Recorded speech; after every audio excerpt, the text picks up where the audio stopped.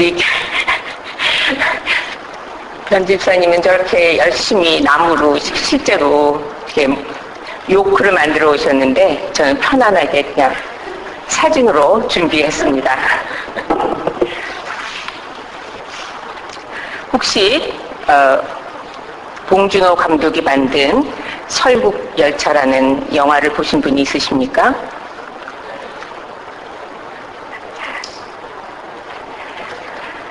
감독과 남녀 주인공을 제외하고는 모두 미국 배우와 스텝이 만든 미국 영화입니다. LA에서도 상영한다고 하니 기회가 되시면 한번 보셔도 좋을 것 같습니다. 여러분들이 그 영화를 보셨으면 이해하시기가 더 쉽겠지만 이 영화는 미래의 지구가 기상이변으로 빙하기를 맞아서 설국이 되어버리고 얼마 남지 않은 생존자들은 1년에 한 바퀴를 도는 궤도에 맞춰서 끝없이 달리는 열차 안에서 살아간다고 하는 설정의 미래 공상 영화입니다. 그 열차는 철저한 계급 사회입니다. 맨 끝칸에는 빈민들이 살고 있고 앞칸으로 갈수록 풍요롭고 화려한 생활을 하는 사람들이 있고 맨 앞칸에는 그 열차를 설계한 최고의 권력자가 타고 있습니다.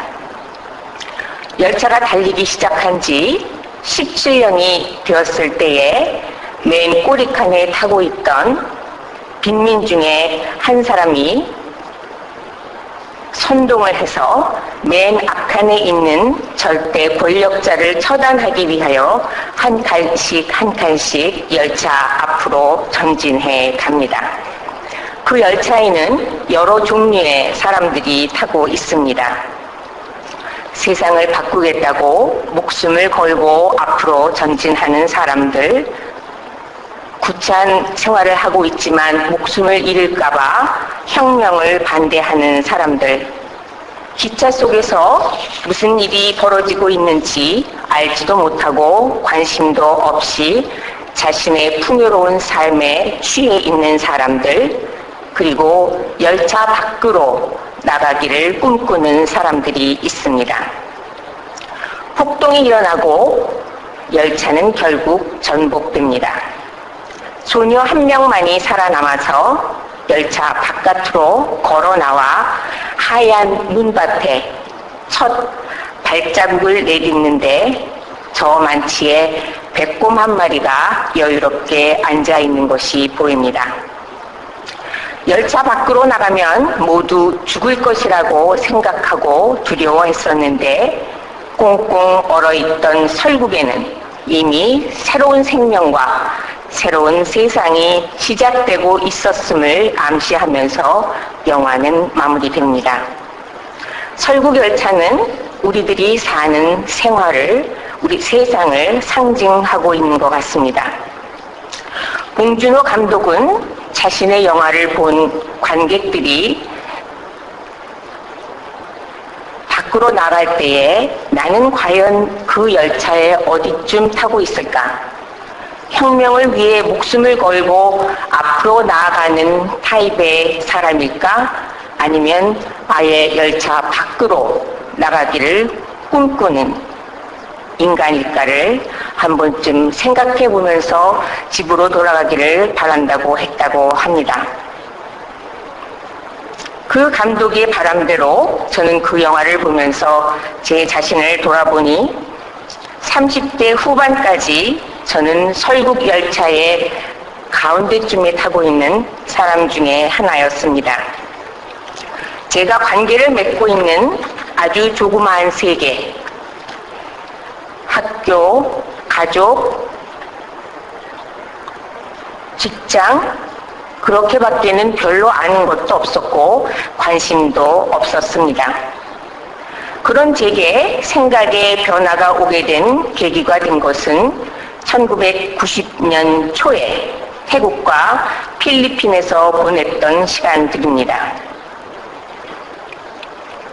상상을 초월하는 비참한 생활을 하던 빈민들, 그리고 가난한 부모가 팔거나 내다 버려서 몸을 팔기 위해 똑같은 드레스를 입고 가슴에 번호표를 달고 앉아 있었던 수많은 소녀들.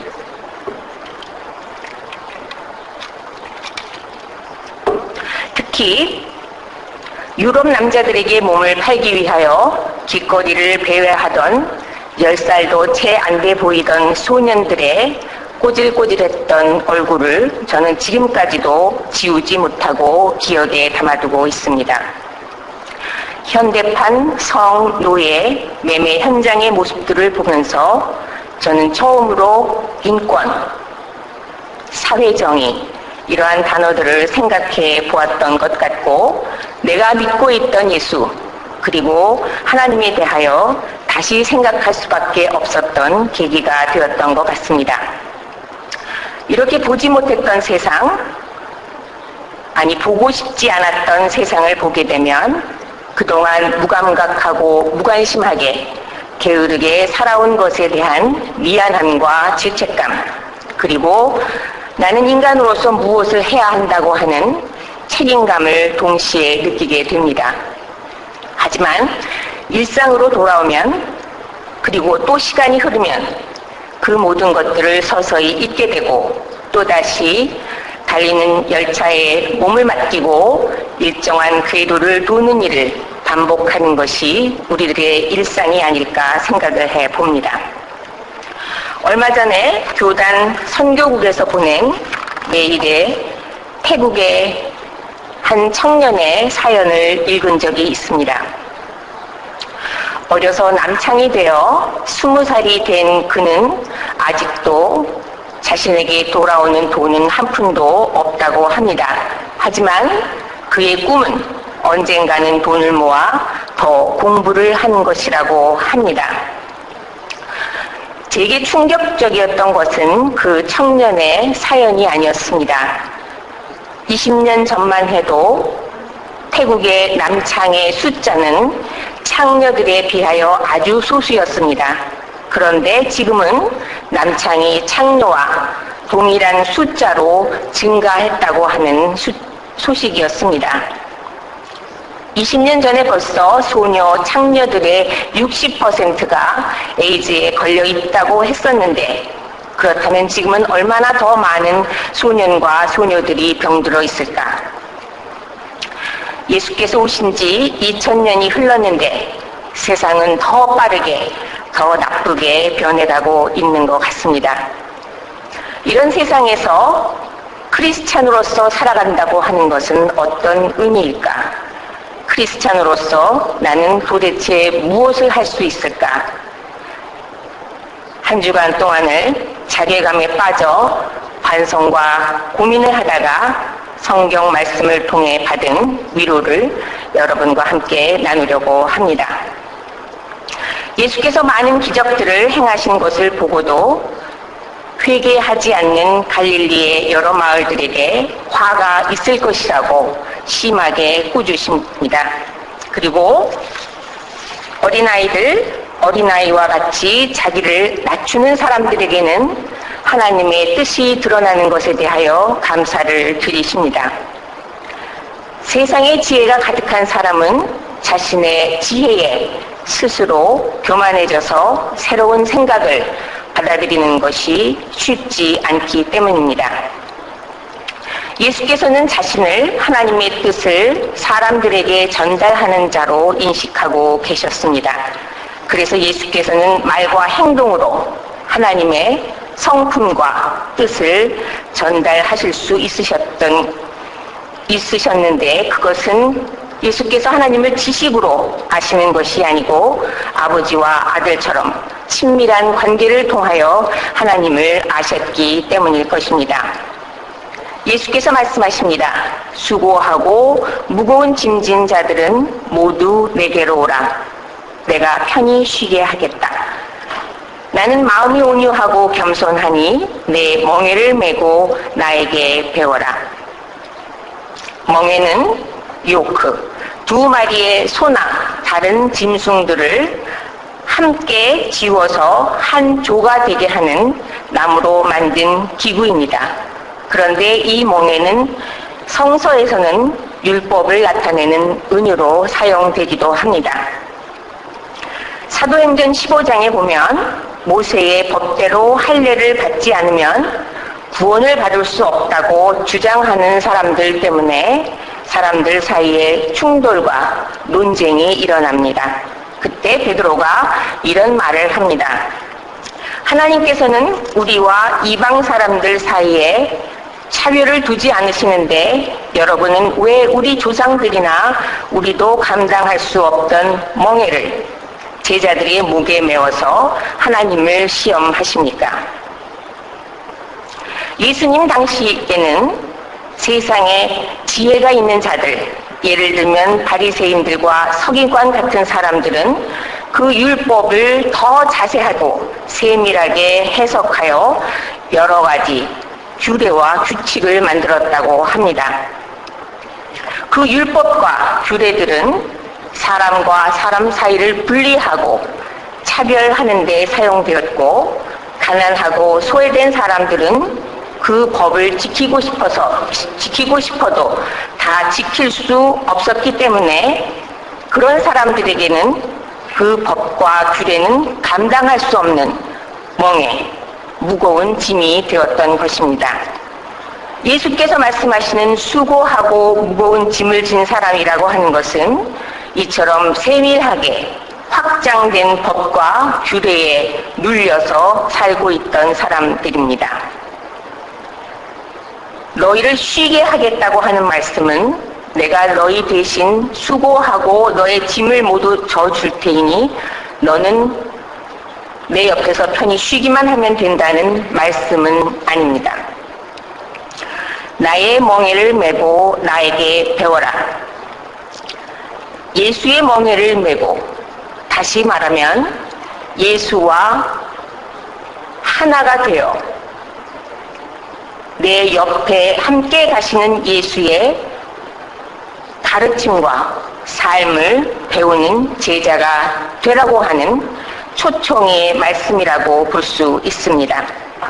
예수께서는 율법의 의미의 핵심을 하나님을 사랑하고 이웃을 사랑하는 두 가지의 법으로 단순화시키셨기 때문에 예수의 율법, 예수의 멍에는 편하고 짐은 가볍다고 볼 수 있습니다.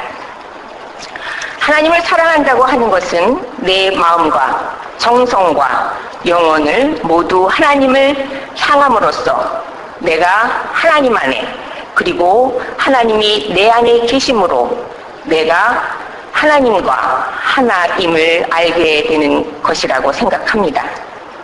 또한 이웃을 사랑하는 것은 이웃의 고통과 기쁨에 깊게 공감하며 서로를 배려하고 허물을 덮어줌으로써 한 멍에를 메고 걸어가는 두 사람처럼 하나가 되어가는 과정이 아닐까 하는 생각을 해봅니다.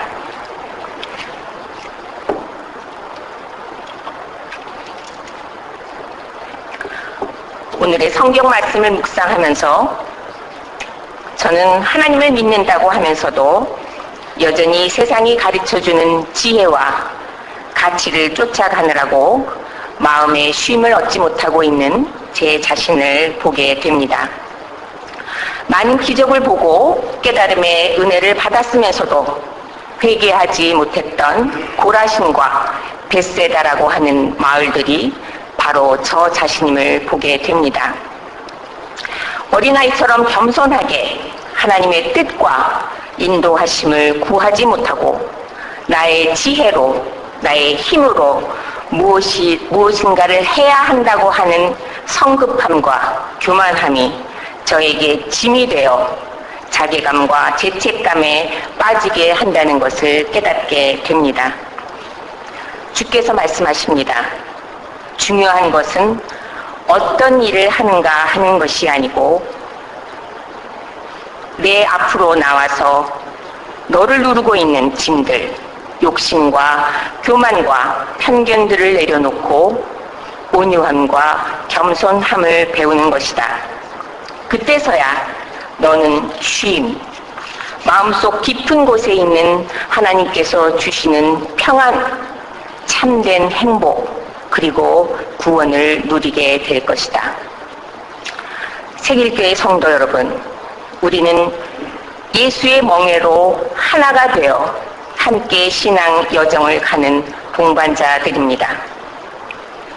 서로가 다른 점을 포용하고 배려하고 용서하면서 조화를 이루어 하나가 되어 걸어가면 우리의 짐은 훨씬 가벼워질 것입니다.